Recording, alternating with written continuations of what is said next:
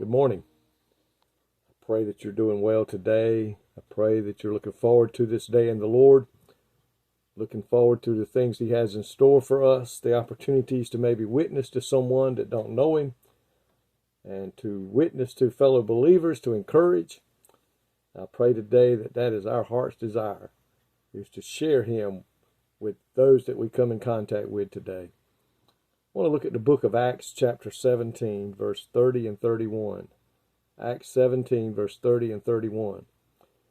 It says, "And the times of this ignorance God winked at, but now commandeth all men everywhere to repent, because He has appointed a day in which He will judge the world in righteousness, by that man whom He hath ordained, whereof He hath given assurance unto all men, and that He hath raised Him from the dead."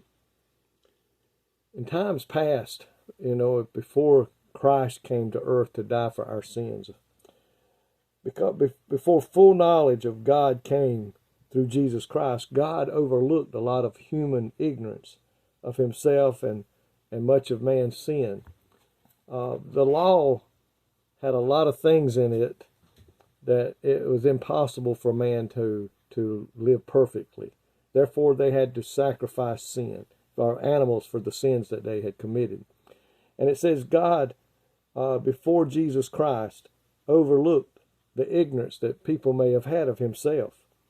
But now that His full and perfect revelation has come with the coming of Christ, the Bible says all are commanded to repent and to believe in Jesus as Lord and Savior. And there's no exceptions. In fact, there's 18 books teach that repentance is required of man. 46 scriptures in the New Testament teaches that men ought to repent. Folks, that is being sorrowful for the sins that we've committed, knowing that we are not able to cleanse ourselves, that we must come before Jesus Christ with a broken and a contrite heart, sorrowful for the sins that we have done. And when we come to Christ to be forgiven, you don't have to sit there and name those sins one by one. He already knows each and every one of them.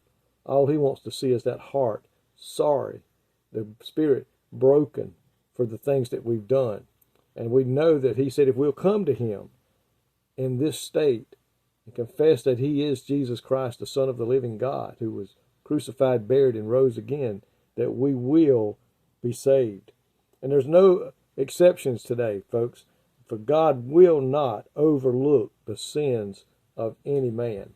We must come before God and ask for repentance. All must turn from sin or be condemned. In order to be saved, in order to receive salvation, repentance is necessary. No other way around it, folks. The Bible says we are to repent and be sorrowful of our sins. It says, "For the grace of God," in Titus chapter 2, verse 11, "for the grace of God that bringeth salvation hath appeared to all men." Folks, nobody will stand before God and say, "I never had a chance, I never had an opportunity." Because it says, "For the grace of God that bringeth salvation has appeared unto all men." So tonight or today, we must understand now, the day in which we live, God commandeth all men everywhere to repent. My friend, today, I pray you've done that. If you haven't, I pray that you will do repentance before it is too late. Dear Lord, we thank You today for the plan of salvation that You made through Your Son Jesus dying upon a cross, that we may have forgiveness of our sin and eternal life. I pray today, Lord, that those that are Christians today, that are going about Your work, preaching, teaching, singing, evangelizing, missionaries, will reach the lost with the word of repentance, and that has to be done today if we are to make heaven our home.